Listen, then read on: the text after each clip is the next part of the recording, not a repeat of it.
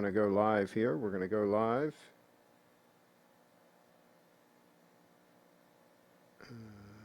Okay, it's saying we're live on the video. Let's see what we've got in real life. See if we've got some folks coming in early for a pregame show. We'll see what we've got going on. And there's the broadcast. Okay. Kenneth Gordon shirts. All right, and it's saying 5 people are in, but nobody's in the chat yet. This is a pregame show. This is early. Everybody, hey, click the thumbs up. Click the thumbs up. I keep forgetting people to do that. Keep forgetting to tell people to do that. So, this is another special broadcast, and got a heads up for folks. And this is in response to a contact from a subscriber. Actually, 2 things I'm going to talk about in today's show are from contacts from subscribers. And we shall see.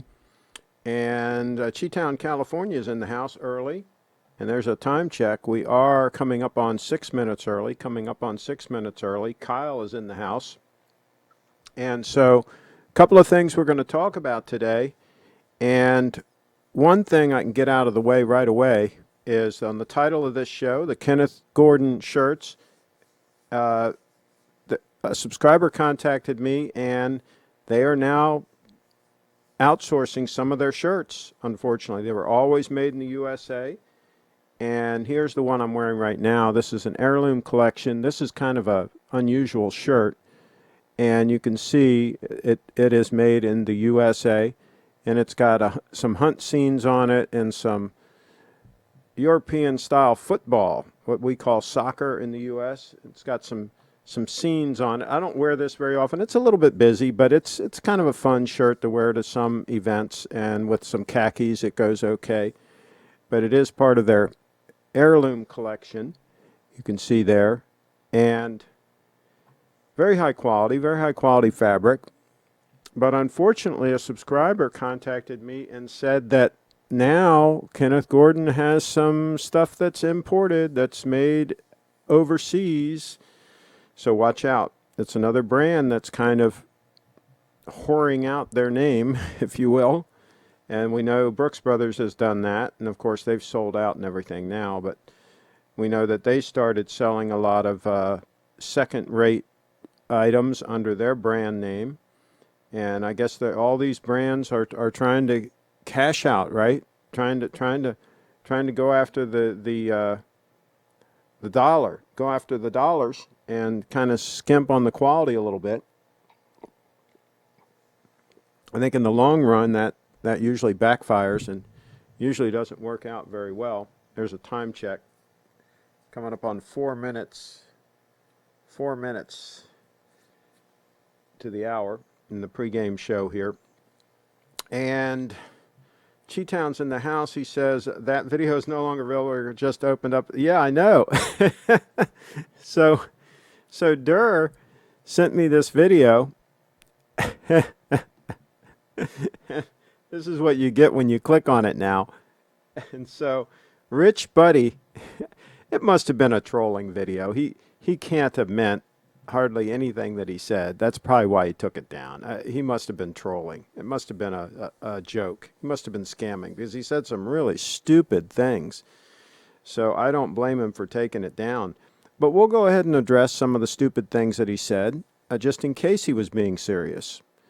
So because he did mention me by name, and let's see, what video was it?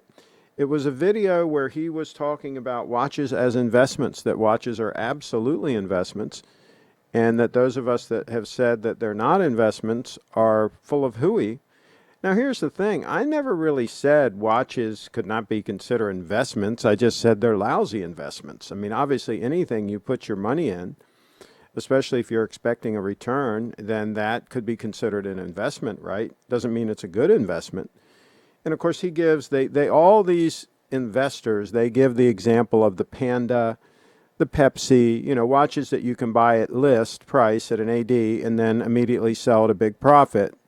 Well, I don't classify that as an investment. I qualify that as dealing in watches. And you're taking an opportunity where the market is overheated and they sell for over list, and you're able to get your hands on one somehow, some way, and then you sell it for a profit. That's buying and selling items. That's more like dealing. And if you have the skill set to buy and sell watches, and I've said this before, and you're good at it, then yeah, you can absolutely make money doing that. I bought and sold some watches back in the day. But I still don't consider things like that investments. I consider that inventory that I'm in the process of flipping or whatever, and I try to make money on that, and that's fine. But an investment, I think more of as a long-term, where you put money into something and you're expecting a return over a period of time. You've already made that profit on that Panda. If you buy the Panda from the AD and you can immediately resell it for, let's say, $5,000 more than you paid for it, or whatever the number is, I mean, you've made that profit on the buy. It's just like real estate. If you buy real estate cheap, below market, right, then and you resell it, you flip it, I mean, you made that money on the buy. You didn't really make that money by sitting on that real estate for 5 years. Now, maybe the real estate will appreciate over 5 years, and you'll make money that way too, and people do try to do that, right? And that's more of a long-term investment, right, where you park your money for a period of time and expect a return. So I think he's a little bit confused on things. So he also equated watches to cash. He basically said instead of parking some of his money in cash, like we'd like to have an emergency fund, right? We like to have some liquid money, some cash available for when something goes wrong, right? That, as Dave Ramsey would refer to that as your emergency fund. And he was basically making the point that he'd rather park that money in watches because they're so liquid, because they're such a liquid asset. I'm not so sure about that. They're not so liquid. It takes a little time to sell them, a little bit of effort, right? And you're taking a risk putting it in the watch. If it's in cash in the bank, obviously you're not getting a return of any significance, depending on where you put it. But it's immediately accessible. That's the point. And there's virtually no chance of you losing that money. You put it in a watch, and that's more risk, right? You're taking on more risk. And so it's not like cash. You can't equate it to cash. It's not the same thing, right? And he also mentioned that there's a whole bunch of stocks out there, right? And that there are a lot of stocks that you can buy and you can lose money. And he was comparing basically stocks to buying watches. And again, a little bit different. When you're buying stock, the idea is you're buying equity in a company. You're betting that that company is going to continue to do well, and that the value of that company is going to increase over time. And so, in effect, you own a small piece of that company when you buy stock. Or you buy some Apple stock, you own a small piece of Apple. And you're betting that they're going to do well, and so you're going to get a return on that equity investment. That's equity in that company. And, of course, you could buy stock in a company that doesn't do well and that isn't going to do well, and then you're taking that risk, right? And you may lose money. That stock may go down in value. So obviously stocks have risk associated with them. But if you pick the right stocks, generally speaking, over time you can do really well. And generally speaking, you're going to do a lot better than parking that money in watches. So he's just really all over the place with that video that he took down, with giving a lot of really bad advice. And probably a good thing he took it down. He also said that when he flips a watch like that, makes a profit, that it's tax-free profit. Okay. If you don't want to report your profit, your gain on that transaction, that's up to you, right?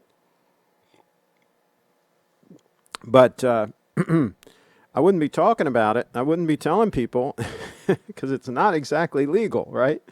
If you bought and sold a watch at a profit, technically that's a capital gain. You've got to pay taxes on that income. That's income. If it's short-term gain, it's like regular income. Leslie's in the house, and she's a smart cookie. She's not going to fall for any of this bad advice. And Cheetown's in the house. Roman Scarf, the watch dealer, described it right. He calls watches expensive toys, not investments, and he stresses the time when it's right to get out of a watch at the top of the market. Well, the way I used to LOL as if he has zero cash on hand. See, I don't know. And then he made comments several times in the video about how he's broke and he doesn't have a job and so on and so forth. I guess I don't know if he was just trolling or what, but then in the next sentence he talks about his portfolio and how he's got stocks and all these investments and money invested in all these watches. So he's kind of like, I don't know, talking out of both sides of his mouth. You know, I couldn't really follow. Is he broke or is he not broke? I mean, you know, I don't know. But if people keep following his advice that he gave in that video, they probably would end up broke. That'd probably be what happened. And here's the other thing about people giving advice on something like this. Is always follow their motives. Look at any possible bias they might have. Obviously, if somebody's in the business of buying and selling watches, dealing in watches, they're going to want to continually pump up the market. They're going to want to talk up the market that, hey, yeah, buy these watches. They're great investments and so on, right? They've obviously got a dog in the fight, right? They want the market to stay strong. They've invested in these watches, right? And they're buying and selling them and so on. So they want the market to stay strong. So, of course, they're going to do whatever they can to talk up the market if they're in that kind of a scenario, right? So be wary of somebody that's in the business telling you that watches are great investments. And, of course, I'm totally independent, and you know, Steve wouldn't like me to be saying this, right? He'd love me to say that watches are great investments. Go buy a whole bunch of watches from Steve and put them away and you're going to get rich. I mean, he'd love me to say that, but I always tell the truth on this channel. That's how this channel works. So, and I'm always right, by the way. And maybe we should do another poll to see how correct I am. Let's see. Okay, the first person, we should do a giveaway, but I don't know how I'm going to get it to the people. I've got one of those Grand Seiko hats. So people talked about they wanted a Grand Seiko hat, but we got to do it at the next event. We got to do it at the next in-person event. I'll bring the hat to the next in-person event, and we'll do something. We'll figure out a way to give that away. Let's see. It's a waste of his fine channel to even acknowledge those other substandard channels from bottom feeders. This fine channel, I'm sorry. Thank you, Mr. Q. The issue with treating modern hyped watches as investments is that the hype is not a long-term steady foundation. People made the same mistake with investing in Panerai watches back in the 2000s. I guess it sounds like they could have gotten burned. And if you run the numbers on it, if you have a good investment, I like to get a 10% return. That's a minimum I like to get on my investments, right? So at a 10% return, your money should double every 7 years, compounding, right, properly. So, yeah, if you bought a watch for $10,000 today, 7 years from now, that should be worth $20,000. 7 years after that, it should be worth $40,000, right? 7 years after that, it should be worth $80,000. Most watches are not going to have those kinds of gains. Very few examples. Even if you took a red sub from back in the day and took what you'd paid for it back then and doubled it every 7 years, the amount you paid, even a red sub would have trouble keeping up with that pace. Maybe a few Daytonas would do it, right? But you really have to cherry pick to get something that gives those kind of returns, right? And some kind of a watch that gives those kind of returns. And unfortunately, we don't have a time machine where we can go back in time and buy exactly the right watches, right, at exactly the right time, and then keep them new in the box, right, and then hold them until now. We just don't really have a way to figure on how to do that. Let's see. Yes, you're right, Craig. There always will be better watch materials, movement, etc., and I don't buy old junk. Craig, :1. Rich Buddy 0. Uh-oh. There you go. Leslie in the house, and she's got a stunner on wrist, and she wears her watch. See, that's the cool thing. The cool thing is when you get a nice watch, and by the way, the reason I wore this today is there's been talk about how some of these watches are too thick, these spring drive watches, and they do sit nice on the wrist. I mean, this is a big watch, right? This is 44 mils. I think, is it 14.1 mils, the official thickness of this? Maybe somebody can double check on the Grand Seiko website what the official thickness is of this. But because of the way the case is shaped and because of its way it's cupped underneath, it does sit nice on the wrist. It does look good on the wrist. So some of those new models that they came out with that are in the 14 mil, 14.4 mil, whatever, you know, the exact size is of them, they do sit a little better on wrist than you might think. But again, it's more a sport watch thickness. It's not a all-arounder thickness, in my opinion. Let's see here. The only sure long-term investments you can make are in watches that are already extremely expensive vintage models like 4-digit Daytona and vintage steel, complicated Patek Philippe. Yeah, but how much are they really going up? Are they doubling every 7 years? I'm not so sure. I think that'd be pretty risky. I think that you know, there's kind of a ceiling on a lot of these watches. They're only going to get so high, right? Now, there might be a few exceptions. But that's pretty dicey. I think if you want to gamble and try to make money, I would park my money in Bitcoin is what I would do. And it's what I do. Now, not financial advice. Do what you will.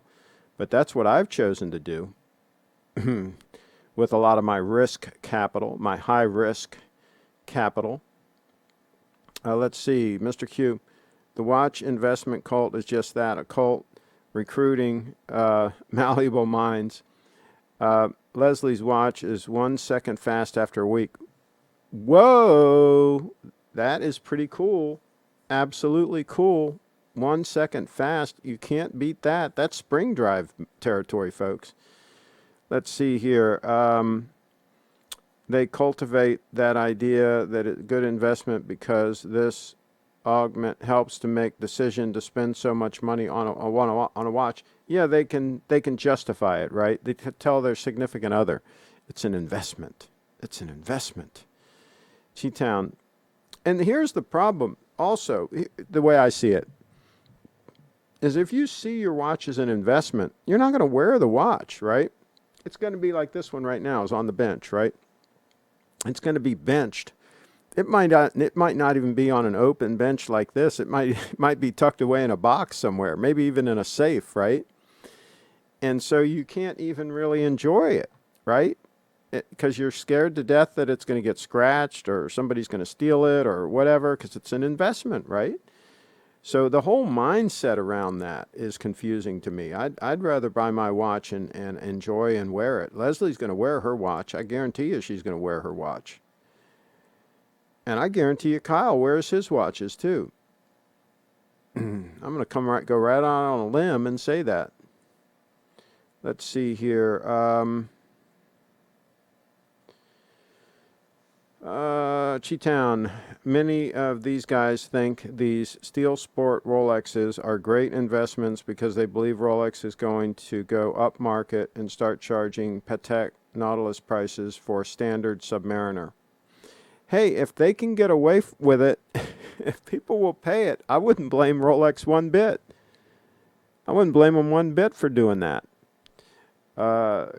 Charge what the market will bear, and then some, right? So, I still have this Prevost in the tab.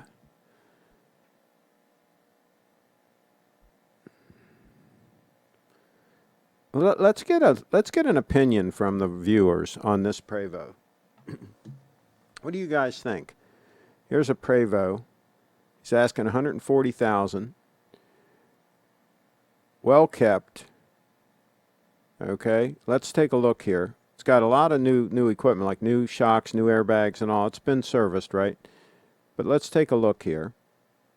It's a Liberty, and it has over-the-road AC. It has over-the-road AC, which is a big plus in my book. And what do you guys think? Should I make an offer? Should I lowball this guy and see what he wants to do? It's been on the market for a while. He can't sell the puppy. He can't sell the puppy. See, he's got to find a cash buyer. No bank will loan money on a coach this old, right? No matter what the condition is. They will not loan money on a coach like this, right? So it's got to be a cash buyer. That's his problem, is he's got to find a cash buyer. But I think it's a cool coach. I think it's pretty cool. What do you guys think? I'll go through these photos kind of quick, but what do you think? Seems like it's well kept. Seems like a nice piece. Seems like a nice solid coach. Of course, I would have it completely checked out before I did any kind of a deal. But it looks solid to me. And I like these riveted coaches with no slides, a lot less to go wrong. There's the washer dryer. Very solid. You can carry a lot in them, because the slide coaches you can't carry as much because the slides add a lot of weight to the coach. So your carrying capacity is not as robust as these. These you can load them up with whatever you want, and you're not going to overload this puppy. There's the rear compartment. So and there is the really cool thing, is in the right-hand corner down here, you can see that huge compressor. That's for the over-the-road air conditioning, the Prevo over-the-road air conditioning, which a lot of converters do not order the chassis with that. Liberty does typically. A lot of Liberty coaches have the over-the-road AC, which that is a big plus in my book, because that'll keep that coach freezing cold even if you're going through a desert in Nevada and 130-degree weather. That AC system, that over-the-road AC, is awesome. Awesome. So there you go. Let's see here. How much headroom? How much headroom you think to have if you buy stainless steel Rolex, $20K for Explorer 2? LOL. So we'll go over the goal. Okay. I got you. Kyle's in the house. That Prevo is nice. If it has no extenders, that's a positive. Yeah, I don't like the slide outs. The slide outs can give trouble and can be very expensive to service and can actually strand you somewhere, because they've got an interlock on them that if they're stuck out and they can't close them, you can't start the coach. I mean, it just can be a problem. And I don't really need them. And the other downside to a coach with slides is when the slide is in, it's kind of funky inside, right? You it just is kind of funky. You kind of have to push the slide out for it to be the way it needs to be. Whereas if it's a non-slide coach, it's a non-slide coach. Obviously, it's narrower, right? But I mean, these are all trade-offs. But I think it's fine. I think it's fine. Let's see here. Craig, what is it like to drive that coach? Difficult? No, they're not difficult to drive at all. And my Wander Lodge was every bit as wide, as big as this. They're very close to the same width. Not as long as this, but I've driven 45 footers also. That you just have to watch your mirrors and just make sure you take turns wide. And once you get used to it, it's no big deal. And the Prevos drive very, very nice. They drive very, very nice. Let's see, Cheetown. My friend does appreciate the price tag retention of his Rolex, but he wears them because he's willing to trade the extra $1 or $2 grand of potential profit to enjoy the watches on his wrist. There you go. Cheetown, the resale value of Rolex does incentivize owners to look after and maintain their watches because there isn't the same sunk cost facility of feeling like repairs are more than the cost of the watch. Okay. You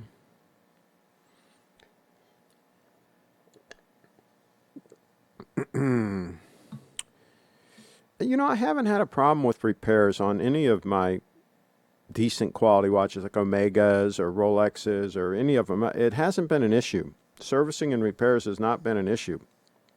I guess other people have had problems, but I've had virtually no problems. I have had watches serviced. I bought a Rolex with water damage that I knew had water damage when I bought it. I got a good deal on it. I had it serviced at Rolex New York. It came back like new, and they did a great job. And I had one other watch that I serviced. It was an older Rolex that I got that I had serviced. And again, I knew it was going to need servicing when I got it. But as far as any of the newer model watches that I bought, either new or let's say 5 or 10 years old, I never had a speck of trouble with any of them. So I guess I've been lucky over the last 40 plus years. Let's see, but I expect that out of a high-end watch. I don't expect them to give trouble. I really don't. I would not be a happy camper if they did. Let's see. Watched last video of Bear Clooney. He also doesn't like the idea that Rolex stay in safe and Omega goes on wrist. That you cannot enjoy what you have done with hype. Yeah. Here's the fake Clive is in the house. Trump 2020. Thankfully, anyone got interest in 2019 offshore. Cheetown, California. The positive of Omegas is that because they depreciate and aren't treated like an investment, you have no reason not to wear and enjoy them every day. There you go. And also, you can get a good buy on them. You can get a good buy on a 5 or 10-year-old Omega, right? That's a big plus. Mr. Q's in the house. Craig, please have Steve mark with a Sharpie the volume levels on the gear for future shows. It was the first time their volume levels were on point. Well, they were once they finally got adjusted. I told him he should put a headset on and monitor at the beginning, get the levels right, and then just stick with those levels through the show. I mean, it ain't rocket science, but anyway, hopefully he'll get that sorted out. See, the problem is he doesn't do shows often enough, so he forgets what he was doing the previous time, and he kind of like he's starting from scratch each time. The lovely Brief Fit Dance is in the house. She says, hello all. Kyle's in the house. The volume yesterday was good on Steve. Yeah, once he got everything adjusted, yeah, but it was a little bit all over the place. Okay. The lovely Bree popped in. Bree Fit Dance. I'll show it more later, but there's her website, BreeFitDance.com. BreeFitDance.com. There you go. Quick shout out to the lovely Brianna. He needs more mics direct to guests. Well, he had a mic on him, but he didn't have it turned on. They had it muted. They finally unmuted it, and then it was fine. And then he had the level too high on that one, and his was too low. And then I think he finally got them right. So yeah, that's why you need to monitor when you have guests. Pulled the trigger on a 22K 3mm Franco 22 karat 3mm Franco gold bracelet today. Oh, when are you getting it? Do tell, Eduardo. Do tell. Wrist shops, please. Shots. Okay. Stevesters is doing each show better and better. Yeah, that's the thing. If he does, the more he does shows, the better he will get. Absolutely. And also, as the show progresses, he tends to get better. He tends to get more relaxed and gets better. It doesn't use as many filler words and things like that later in the show. So, again, that tells me that he just needs to get comfortable with doing the show. And it will go swimmingly. It's going to take 3 to 4 days to arrive coming from LA, and I'm in Canada. Okay, well, do share with us once you get it. And Cheetown's in the house. What I mean is that if keeping your watch maintained means you can sell it for just as much, if not more, than what you paid for it, then you have more incentive to look after it. Again, I mean, I don't understand. I mean, to me, you buy a watch because you want to wear it and use it, and I don't even think twice about what it's worth down the road or even immediately or what. I bought it because I want to wear it and use it. I mean, the least of my worries is what my watch is going to be worth down the road. I've got a lot of other investments that I need to worry about what they're worth, right? The watch is peanuts, and it should be. It should be a very small part of your world. A watch should be a very small part of your world. If it's a big part of your world, then that, I think, is a recipe for disaster. I don't think that's a good play, to have all your money in watches. Just saying. Okay. My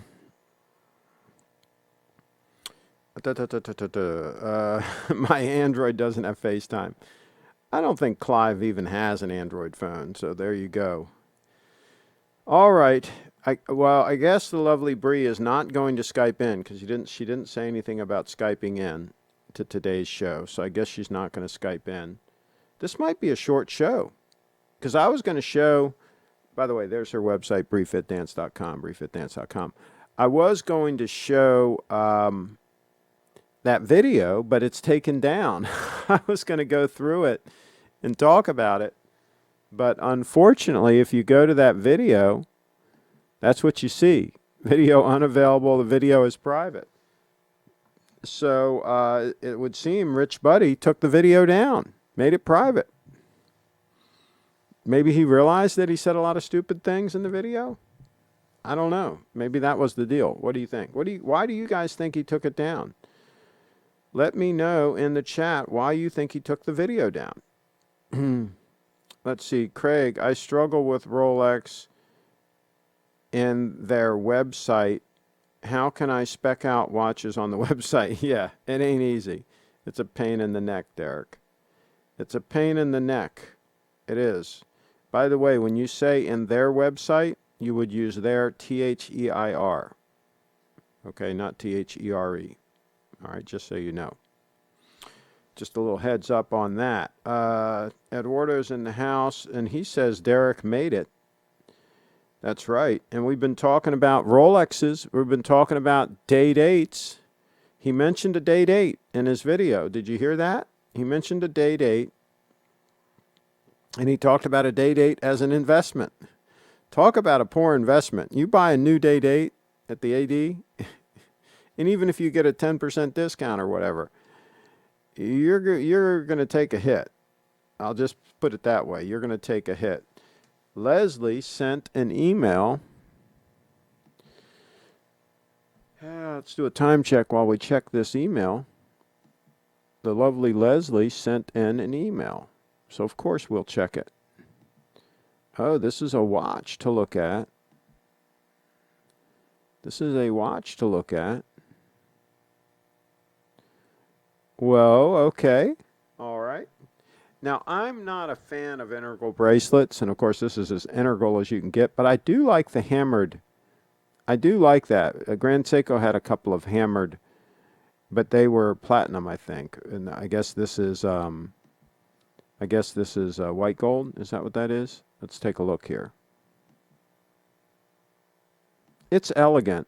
There's no doubt it's elegant. But,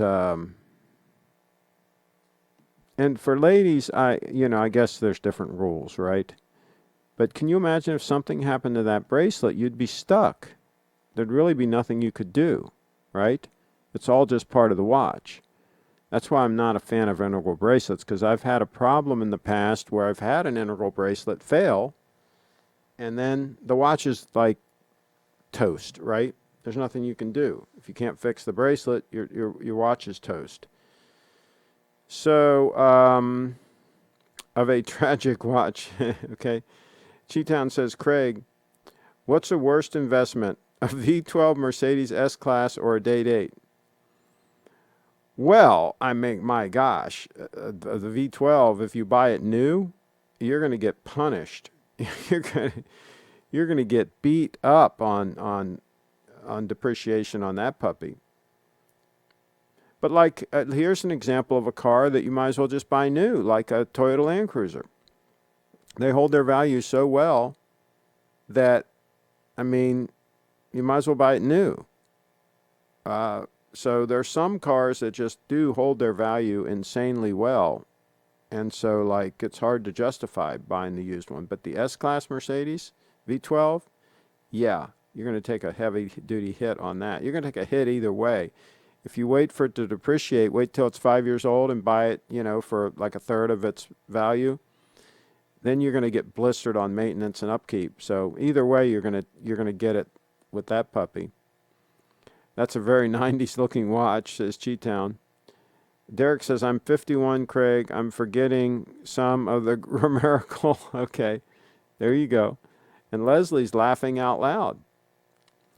Eduardo says, I think a BMW V10 M5 is up there with terrible purchases. Yeah, just about any of those you can get punished on. Well, think about if you bought a Phantom, a Rolls-Royce Phantom, right? You know, you're going to get it either way on that one, too. Like Video Bob, right? Even if you wait for it to depreciate and get it and think you got a deal, right? Then you're going to find out every time it breaks down, it's like thousands of dollars. Every time, by the way, it doesn't break down, it fails to proceed. And so there's just no cheap way to do that whole thing, to do the whole Rolls-Royce Phantom thing. Same thing with an S-Class Mercedes with a V12. It's a shame they can't build better cars. What is wrong with these people? Why can't Rolls-Royce, for example, build a... I mean, why would you have to replace the kind of parts that he had to replace on his? It didn't even have that many miles on it. None of them have that many miles on it because nobody can afford to put a lot of miles on them, right? And, I mean, that car should go like 200,000 miles with almost no failures. You should just have to put a battery in it, right, every 5 years, and maybe put brakes on it, maybe. Even my Prius has original brakes, right? It's needed pretty much nothing, right? And it's like a 2004, right? It's 16 years old or whatever, right? It's needed like pretty much nothing. So why can't they make these high-end cars that good? What the hell's their problem? Just a question for the ether here. Those S-Class Mercedes dropping value so hard. Eduardo, people have fun with police in Sweden. Never take BMW because goes in limp mode. You want limp mode when police chase you. Yeah, good point. Craig, how about a 2004 Mercedes S600 V12 owned by someone in Compton? Would you trust the car to be maintained right? See, that's the thing. That's a good comparison because I've got a 2004 Toyota Prius, right, that's given pretty much no trouble. Very, very minor things, right? And if I had a 2004 S600 V12 that I also bought new, let's say I'm comparing apples to apples, I bought them both new, right? My gosh, can you imagine what I spent on that one over the last 16 years in comparison? Can you imagine what the difference would be? A lot of freaking money. Enough to probably buy a house, right? Just the money I'd spend on that thing over that period of time. And Cheetown's in the house. He says most of these German car companies know their cars are often leased for 3 years and thrown away, so they have no incentive to make them last. Well, I guess they want people to have to keep buying new ones. Absolutely. Yeah, but that's probably it. And so what the heck? But it's sad. It's very sad. And people, people that are clueless, I see them buy a car like that, and they think that they're spending a bunch of money on this super car, this Mercedes or whatever. Oh, it's going to be so much better than a Toyota or whatever, right? And they have no clue. They have no clue that it's a piece of junk, right? I don't understand. Is their head so far in the sand that they just don't know, or what's the deal with this whole thing? But then again, a lot of people don't know about Grand Seikos. They don't know about this 231 diver, right? It's been out for years, and a lot of them don't realize. Let's get a close-up of this. Let's get a close-up. A lot of them don't realize.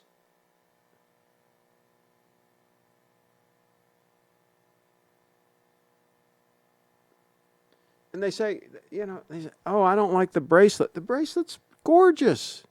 It's gorgeous on this. It looks a lot better than an oyster bracelet on a sub, for example. At least it's got a little bit of bling to it. It looks it's just right. It's got just the right amount of bling to it, in my opinion. And of course, I'm always right. So there you go. Robert says, going to GS Boutique. My spring bars are in. Okay. Have you seen how Hafiz? I'm not sure what that means. Okay. Carlos says, hello, Craig and all. Carlos is in the house. There you go. He's still probably traveling. If company have high turnover, they need more expensive cars to fiddle with tax, at least in Europe. Okay. All right. Let me think what else we can show here before we're going to wrap this puppy up pretty soon here, folks. I hate to be the one to break the news to you, but we're going to have to wrap this puppy up. And the lovely Brianna, there's her website, brieffitdance.com. Let's see. There's a Volvo specialist on YouTube called Robert DIY. And when a client asks him why their car breaks down so often, he tells them it was built broke. Well, you know, it's interesting because one thing about the Bluebird Wander Lodges, that they only made like 50 of them a year. One guy made a comment about those, and you could say this about a lot of those coach conversions, a lot of the Liberty coaches and, you know, the Prevost conversions, is basically every one of them's a prototype, right? I mean, because they're not mass produced, right? So you better hope that whoever was building that coach took his time and did things right, because, you know, it ain't like he's making thousands of them and he can figure, you know, he can learn over time, right, and get it right, right? They're pretty much, each one is a hand-built prototype. So you better hope that the people that built it had a good day, right? And that's why, to me, it's better to buy one of those 10 or 15 or even 20 years old where somebody has like fixed all the problems, right? And they figured it all out by then, and they've pretty much fixed the things that were built broke.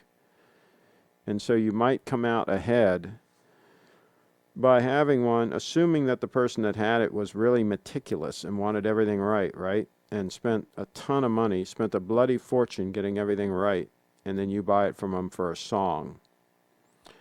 And let's see, I had a Saab for 10 years, loved them, but died as a company. Okay.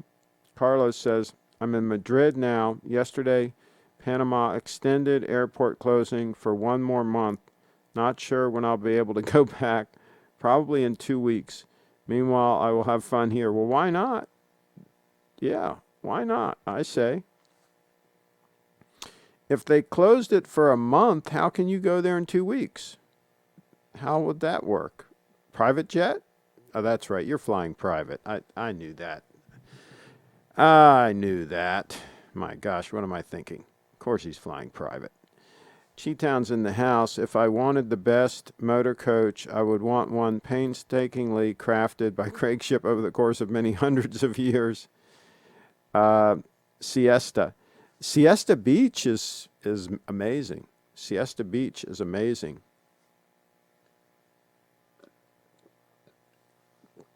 Kyle's in the house. Hey Fritz is a watch-focused YouTube channel. His quality is exceptional. Everyone should have a look at his content who hasn't checked it out. Okay, cool. Absolutely.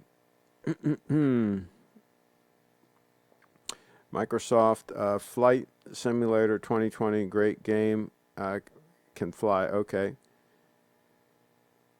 I'm going to check it out. Let's see. Hafiz. Let's check it out.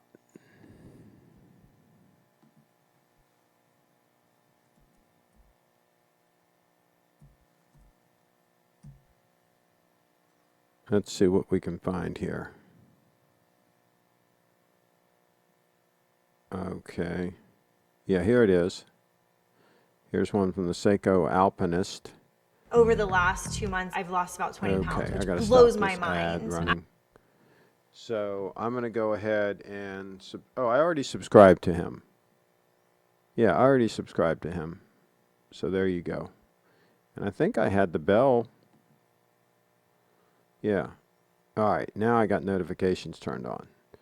So there you go. I'll get notifications when he posts something. I'll keep on top of this. Keep on top of this. Right, so good. Okay. And Carlos says they allow some special flights with some additional health controls, no private flight.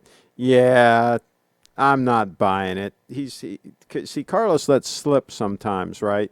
He's trying to cover his tracks, right? He kind of lets slip that the airport's closed for a month, but that he might fly there in 2 weeks. He's flying private. I guarantee he's flying private.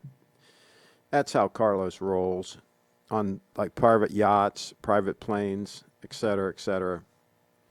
It's okay. You don't have to be shy about it, Carlos. It's all good. We don't mind hanging out with people that are filthy rich. It's okay. It's all right on this channel. Cheetown's in the house. Craig, I'll send you one of Hafitz's video on the Patek Aquanaut. Aquanaut. Okay. Oh. Not sure why I want to see that, but there we go. I'm going to check the email here because we're going to wrap this puppy up. That's what we're going to do.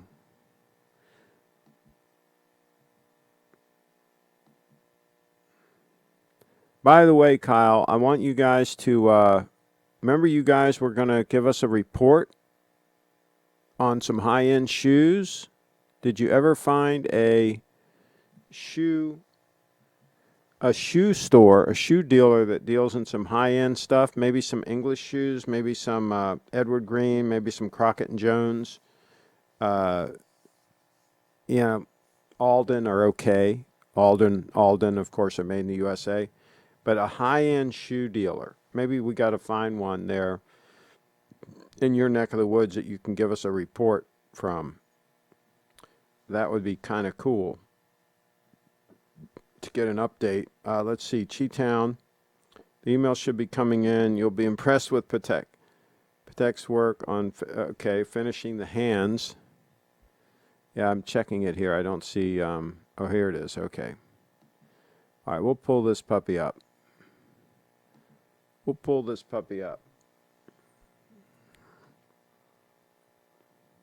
What's up, guys? It's Rob Rast here, and I've got my new bag of fresh, clean tees here. I'm super excited about this. On screen here.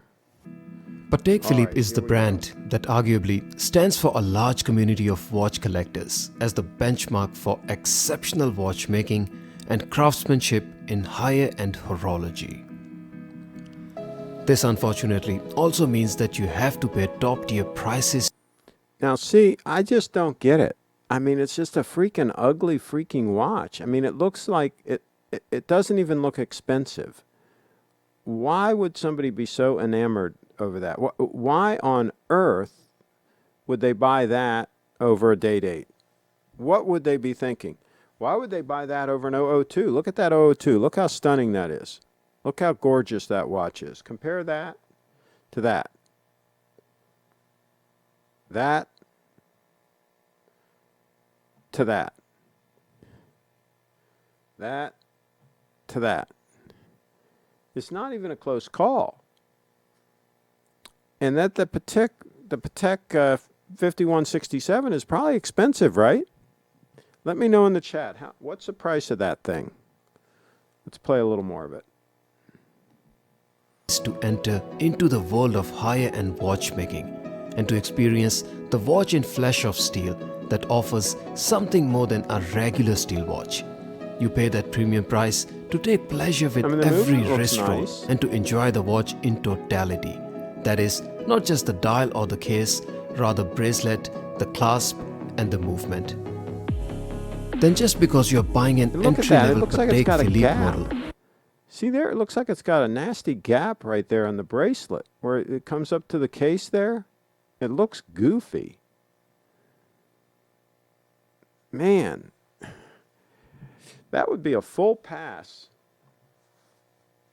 A no-fly zone, folks. How much is that puppy? Tell me how much you got to pay for one of those. Tell me how much you'd have to pay for one of those pieces. Let's see here. Be patient with the video, Craig. He eviscerates the lazy finishing on the watch. I think I've seen this video, to tell you the truth. I think I might have seen this video. Yeah. His shots of GS are great. Yep. He does great work. I've seen some of his videos. Yes, Kyle, I will watch his GS videos. Okay. Craig, skip to 6 minutes. Okay, 40K. Can you imagine? All right, let's skip to 6 minutes. Okay, let's get right at 6, or right at, right here. Which of course lacks attention to detail. The date changes to next number just before 12 a.m.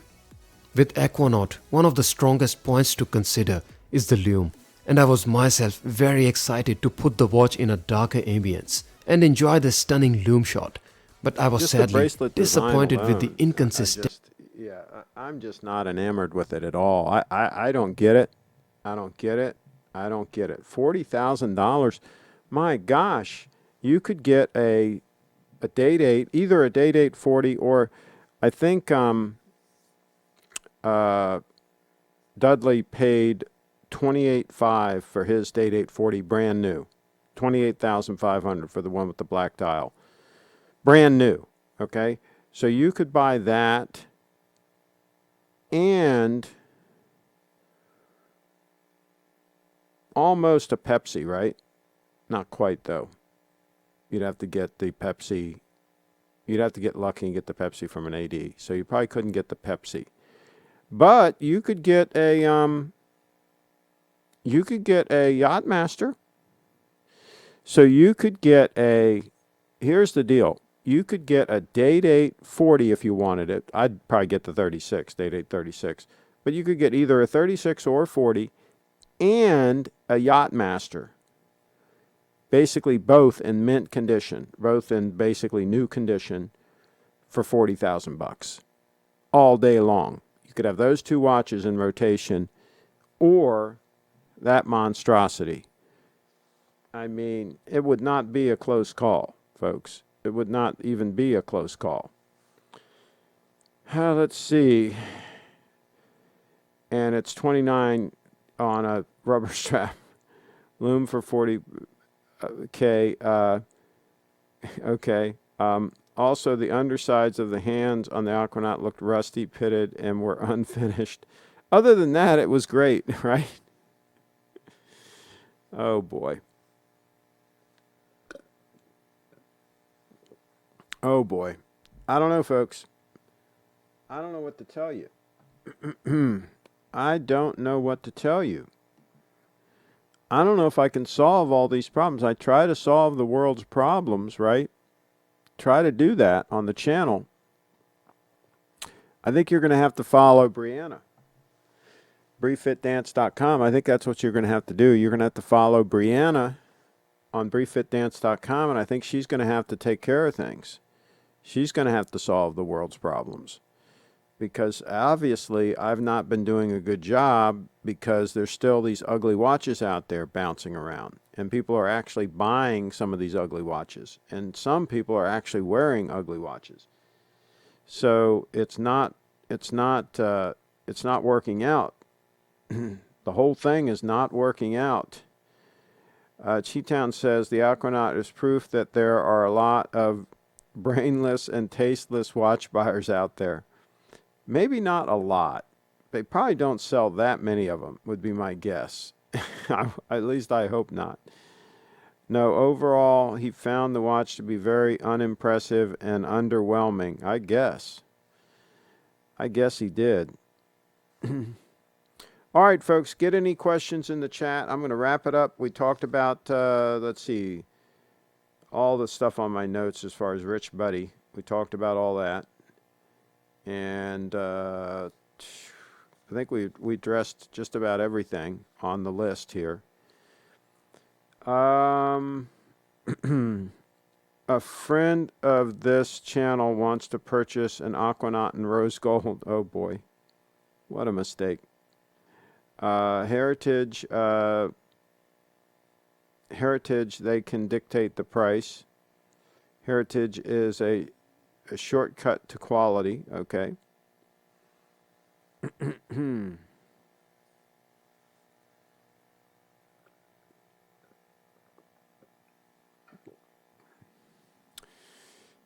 All right.